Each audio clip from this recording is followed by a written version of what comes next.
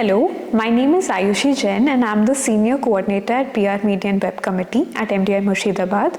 Today we got the wonderful opportunity to interview Harish Iyer, the Head of DEI at Axis Bank. Could you give us a short introduction about yourself?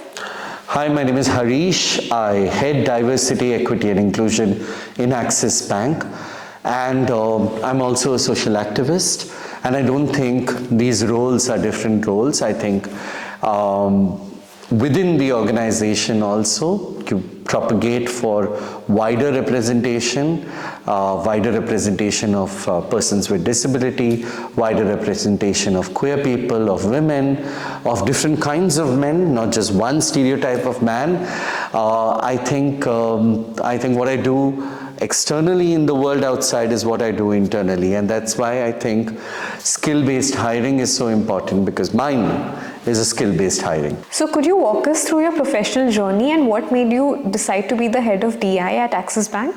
I have I've dabbled in several fields. I've worked in advertising, I've worked in event management, I worked in the social sector as well.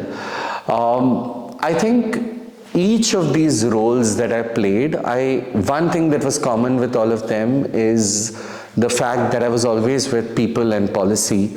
Policy that bettered. When I was doing advertising, I focused on how this ad could reach an audience which is a different audience, which could reach. I had a queer eye at everything that I did. So I was always focused on queerness. I was focused on having an audience of more women. I was focused on kindness as a message. So I think DEI was just a natural progression. I think there wasn't a field called diversity, equity and inclusion before. And I'm glad that Axis Bank had an opening and they advertised that opening. And when they advertised, I actually joined Axis through LinkedIn. I found a lot of opportunities and I was desperate for a job. It was after COVID. I was without a job. I just applied and to my surprise, I heard back from Axis Bank. And in the beginning, I did think that I'll get terribly bored in a bank, but my life has been a fairy tale after I joined Axis Bank. So it's anything but boring. I believe you're one of the few to speak so candidly about how one's sexuality can affect their approach. So could you share how it has impacted your role at designing DEI strategies? I think every aspect of your life that you live impacts the delivery of the role that we all come from our personal lives, right? I mean, there is hardly anyone who's able to just draw from the universe which has not happened to themselves. So we all draw from our personal experiences. Women draw from the experience of being sidelined most of the times. LGBTQI plus people drive from the energy of being excluded. Men who are sensitive drive from the experience of being called a sissy every time they stood up for something, of being the odd man out in a meeting all the time. So we all draw from our experiences. To say that I didn't draw anything from my experience would not only be a lie, it would be a disservice to all the experiences that life has bestowed on me. Elaborate on how does one decide if a DI strategy, let's say at Axis Bank, has been successful in its approach or not? See, there are different metrics of measurement. I remember when I was interviewed for this job, I didn't know the meaning of metric. Though I knew the dictionary meaning, I didn't know what it meant in the corporate world. But now I can say that, but not all metrics of measurement are going to be numeric in nature. Some of it adds to the culture. It adds to the brand voice. And Axis as a brand over the past few years has grown from pillar to pillar in getting more inclusive. In the past 3.5 years that I have worked with Axis, I can see that the brand voice, even internally as I'm consuming, because I'm also not just a proponent of brand access, but I'm also somebody who's experiencing brand access. I think over the past few years, right from being queer, inclusive, recognizing that customers come from different walks of life, which could also mean queer customers, and to have the Come As You Are charter of policies and practices which welcome queer people to open bank accounts, which we did in 2021, and to having a savings account for women called Arise, which we did recently.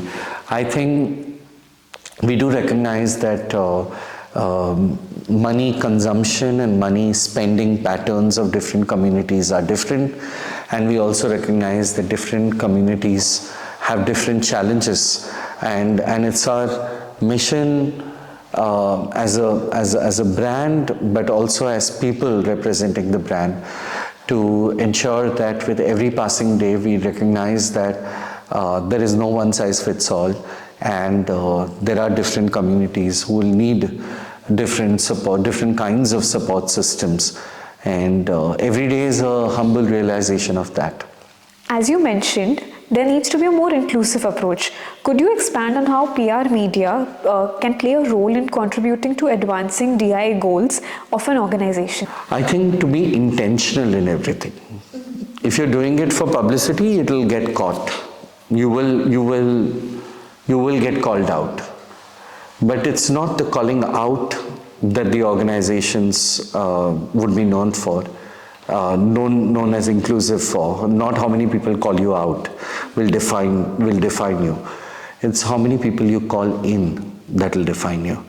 What I mean by that is, have you been proactive in your approach? Are you too scared to say that your organization stands for women, LGBTQ and PWD? Are you willing to put it out in a statement saying that we encourage LGBTQ, PWD and people to come out and participate and join us? Okay, so it is not about people calling you out. It is about you calling people in, and be very public. When we are so public about our hate, why aren't we so public about our love and about the fact that we stand for equity? Right, sir. Thank you so much. So could you explain how can we focus on ensuring that the right message reaches the organization to ensure the correct type of branding? I think even if organizations I come from a space where I've been out about my queer identity for the past 25 years or so. So I have traveled a long path, and I've been a part of the queer struggle in India. So I know for sure that at one point, just to see a rainbow flag put by a company, we were saying, oh my God, this is so inclusive. Now our standards have increased. Now we are saying, oh, they're putting the rainbow flag, but they're not actually doing anything about it. But I think putting the rainbow flag is a good start. At least someone in that organization has mustered the courage. And I think when more and more queer people come out about their queer identities in the spaces that they occupy, whether it's the workplace, whether it's a social space, whether it's on media, whether it's on social media, I think the more people start occupying spaces and not just revealing themselves, but reveling in joy in those spaces, you will see that brands also change their narrative. Like I remember some brands had there was a toothpaste brand which basically spoke about love, and it had two men coming close to each other's mouths and doing, I'll slap my boyfriend if he comes and puts his mouth like that in front of my nose, but I'm another breed. But they were like, ha ha ha, they were doing that in front of each other's noses. So I think that there are these brands which are trying to tell the story. I'm just saying that first they will do it for a gimmick, but at some point they will do it because they feel it. At least for them to even do that gimmick took effort. And it's important to acknowledge that. Don't just call out, call in. That's what I would say. It was a pleasure to understand your insights on these various questions. I wanted to know if you could leave a short message for our viewers out there as to how could they promote equity and diversity in their organizations. Maybe what are the small steps they can take to do so? First of all, don't choose an organization which doesn't stand for principles. You might be privileged, like one person might be privileged. You could be a man who's cisgender, heterosexual, able-bodied. You walk down the street, something knocks you down, you're a person on a wheelchair. Is your organization going to discard you because you're a person on a wheelchair? Is your organization not going to give you flexible work opportunities because you're a person on a wheelchair? Or if you so decide that you realize that you're gay and you're living with your partner, is your organization going to throw you because you suddenly are different? All these can happen with anybody. So choose organizations wisely. When you actually don't just go for the one which gives you which has the shiniest object in the hand, which is the best LPA. Lakhs per annum is not going to make you happy. You'll just keep adding one more zero and one more zero and one more zero after that. True happiness comes with inclusion, where you get noticed and get seen. So you should be willing to give up the best of organizations in people's perceptions because they didn't have an inclusive value in them. So choose your organization wisely. Second, don't suffer in silence. Ask questions. If you have joined the organization, ask them questions. Third, be inquisitive and upgrade your skills, whatever your skills may be.